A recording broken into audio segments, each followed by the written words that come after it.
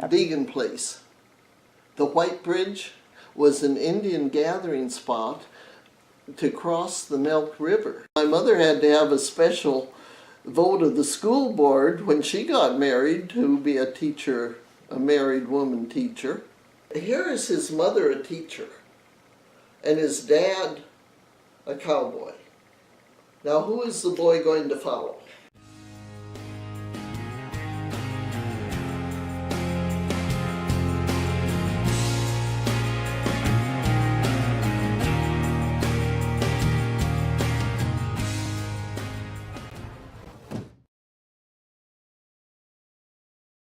Okay. The other time that they really got me was I had great success as a senior in the golf course spring quarter at Bozeman. So I decided golf was going to be my game. And my roommates even each gave me a golf club for graduation. So I went down to the ballpark, and one day ended my golf career. I'm okay with mosquitoes until I start breathing them. And they were so thick down there that I could not. That was it. There just was no thing. Which reminds me, something I have in here is when you go out, if I say the big tree, do you know what I'm talking about? No, not this one, the one At the depot? in Hinsdale where the river goes out like this and turns around. There's... Oh, in the river? Well, it wasn't in the river at the time, but that was... The one by the boat ramp now, the only one No. on that side of the road? It isn't in town. It's there. The road On the Chester place? It's beyond that. The road followed the river and went around down to the Red Bridge. Oh. And there's a big tree at that where the road goes north. Okay. And that was, I mean, that when you said big tree in Hinsdale, it was as familiar as, but the road was between the tree and the river. And when I was growing up, you could come down the tree or down the road, and the Chester place was to the south of the road. And my dad told me once that when he was growing up, the edge of the river had been clear over across where it was then. And you could see from the way the growth, you have low and then higher light colored trees and darker trees before you get into the big cottonwood trees. You can still see that now, but when he was growing up, the river was that much farther north than it was when I was. And when I was growing up, the Chester place, which is where those trees are, right on that place, were clear south of the road. Oh, wow. The road was, yeah. So the old Red Bridge, that was at the end of that lane that's now Mogan's, right? Or because I know there's a big foundation down there. Is that right? Because that's what we call the Chester place, is that stuff of Mogan's and town. Right, right. And Yeah, so you would take that trail down, and I think kind of about where the pump is now, if you look across on the other side, there's a big cement foundation. Was that kind of where the Red Bridge used to be? Well, I would have said that it was, Dr. Cockrell had a piece of land there. The bridge actually was close to a mile north. So I'm not sure of what, but the bridge out there from where the big tree was down to where the bridge was, that was just our hiking place. We wanted to get away from things for a while. We'd walk down there. It was a picnic spot. Don't think we did much swimming there. but the river has changed that much since there was room, plenty of room for a road between. Is there still a stump of a tree? I'm trying to remember. Look when you get there. I think I have a lot of pictures of that tree. Yeah. But that was. That bank caves away so fast anymore. Yeah. Well, what I'm saying here, that the full width of the river there has to have caved off since I was there, and it had done the same thing since my dad was there. It moves a lot faster than we think. Yeah. Well, time goes a lot faster than we think. History of the vegan place. The White Bridge there, and it, for time back, was an Indian gathering spot to cross the Milk River. Oh, really? And the history is in, that's where I got into that Métis. It's in their research. And it popped up on my, I printed it out. I do have it. I have no idea where I put it, but. Okay, that was a main crossing long before they put the dam in. Not just for the settlers who came, but for the Indians before them. And this gives a good history of it, which you will get when I get through sorting everything here. But before that, spring was bad to get by. The rest of the year, you could cross in a number of places. And that's what Dad said about the Grace Henry, died in childbirth right on a place right across the river. But the little boy came over to get help at that time. And was that one of your dad's earliest memories? Yes. So their house was just on the riverbank over here. So the crossing would have been there. And I've run into a couple other references to that crossing before they put the dam in. But the school here was sort of at the mouth of Rock Creek. Somebody pointed out to me, and Balky Saloo pointed north, and I could see something there, but my mind memory has a big hill there. But to a younger child, it would have looked higher, and when I look now, I'm wondering if that wasn't. But they put the Happy Flat School there when, well, it was really before the homesteaders. It was when the ranching families came in and wanted school for the children.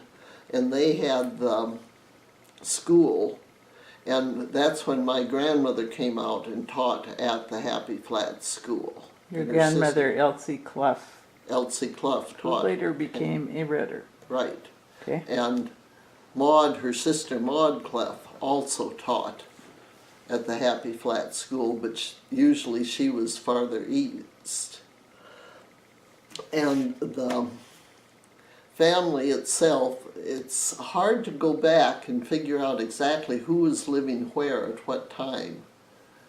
But they lived here on the ranch. All three of the children were born right here. And they did attend the Happy Flat School. And I have pictures of a number of years at the Happy Flat School. And you can, if you have the name of someone one year, you'll be able to identify them the next year. And those those are some I'm going to scan and put in order someplace. So approximately what year was she teaching there? What year was she married?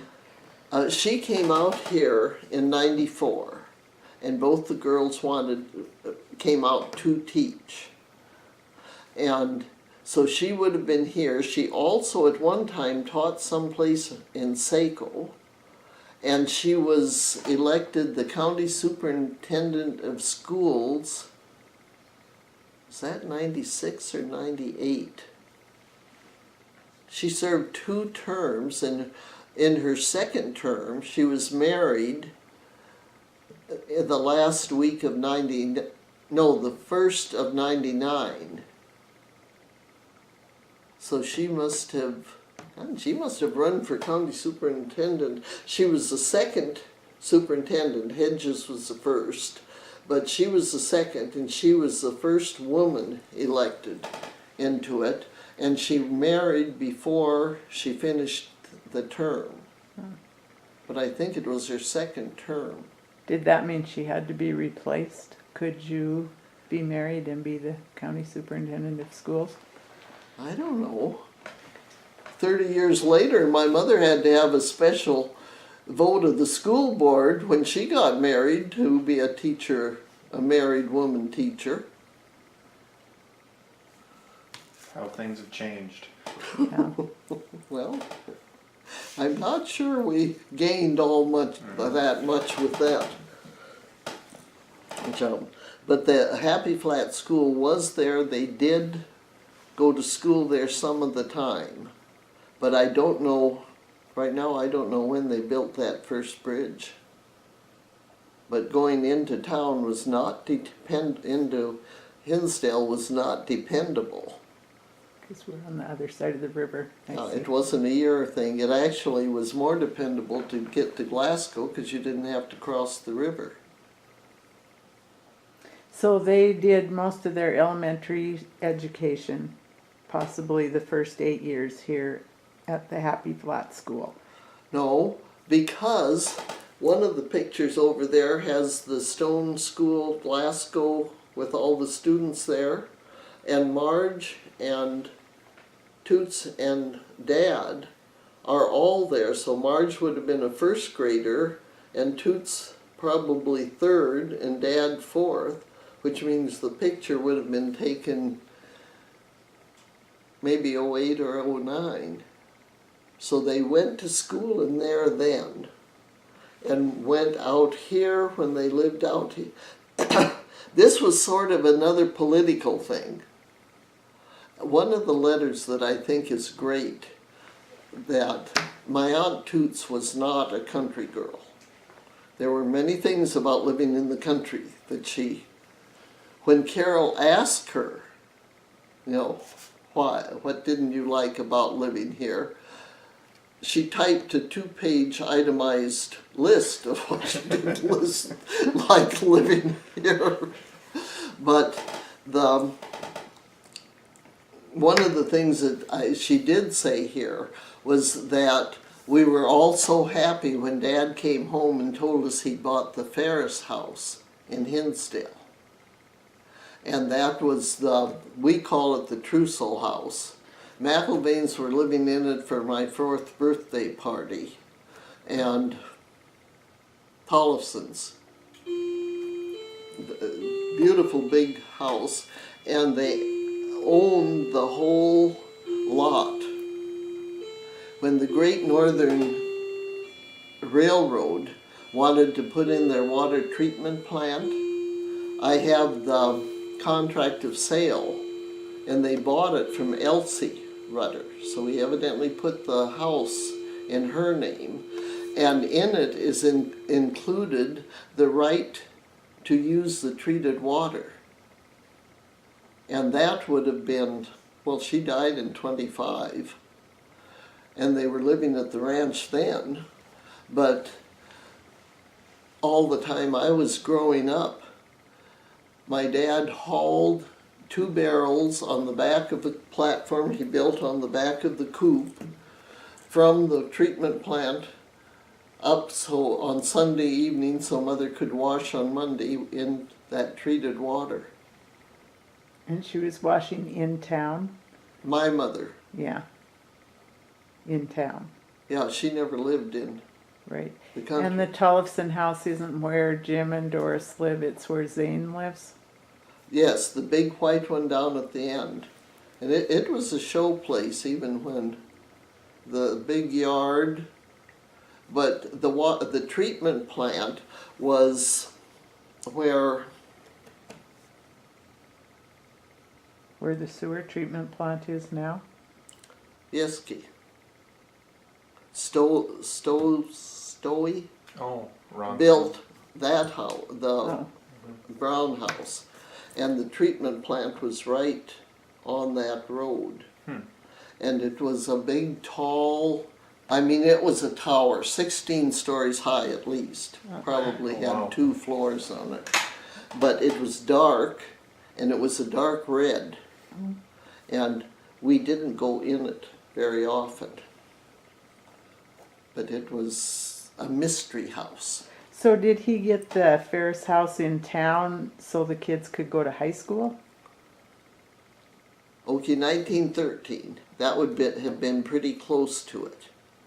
And in looking through that 91, there's one picture there that is too dark really to see very much, but it identifies Elsie Rutter in the front. It isn't the right one on the front.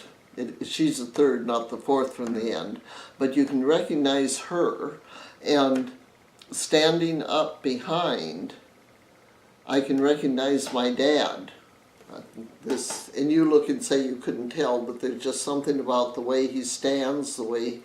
And so they were going to school in there that year, and that was at the old West Side School. And right now I don't know what year West it side was in built. Glasgow or in Hinsdale? Hinsdale. In Hinsdale, I think the school still owns the lots. Oh, that's right, okay. Okay, and that would have been his 8th grade, I think. No, his freshman year and her whatever year. But then the next year, the 3 Rudder kids went to the Sacred Heart Academy and finished high school in 3 years there. So they didn't come back. Are you Yeah. skipping the part about his grades that year? The what? Did he not fail several subjects in I Hinsdale, so heard- they sent him somewhere else? I heard that here is his mother a teacher and his dad a cowboy. Now who is the boy going to follow? But yes, I heard that he took his, that's why I said freshman year, he took his freshman year at the Hinsdale school and made a half a credit. And went back to Sacred Heart and graduated in 3 years with all 16 credits intact. Less horses to distract him, Less perhaps. distractions, yes. Wasn't a matter of whether he could, it was a matter of whether he wanted to or not. But that's why I think there. But the other thing about that school was that it wasn't accredited. And I have read a number of things there then, including, and I don't know where I got it recently, there were 2 juniors the year that the school opened. And they were the first graduating class the next year. And Dad finished he graduated in the spring of 1918. And we have a whole record of his relationship with the Army, letter by letter. And he was in 1918 armistice, he was still in training. So a brief synopsis was, he went to Helena, or they told him to stay home? No, he went to Helena. In fact, one of the things I just found that I want to get together to send to Bethany to share with someone there, in that book, the influenza. They tell that the Army took over a number of colleges as training bases for the recruits. So when he graduated, he was old enough, he was 18, and the first letter tells him he's in. The second letter tells him what he needs to bring, and at that time, they needed to bring their own underwear and sheets and towels to report to St. Charles which is Carroll the College. Carroll College. And then there's something about his arrival there, and on the 11th of November, armistice, and we have a complete menu for the victory dinner that was given in honor of the armistice that I have in his things that are. So that is the story of his 18th year. And he went into Bozeman, I suppose, the next year. He was there 2 years. But he joined the Legion in Bozeman. So he isn't a charter member in Hinsdale, but he transferred here and spent the rest of his life trading adjutant with something else. You know, all this. But was the hall manager all the time. He was telling us which dances we could go to and which dances, when it was time to leave the dances. He didn't have to tell us twice, we knew it was time to leave.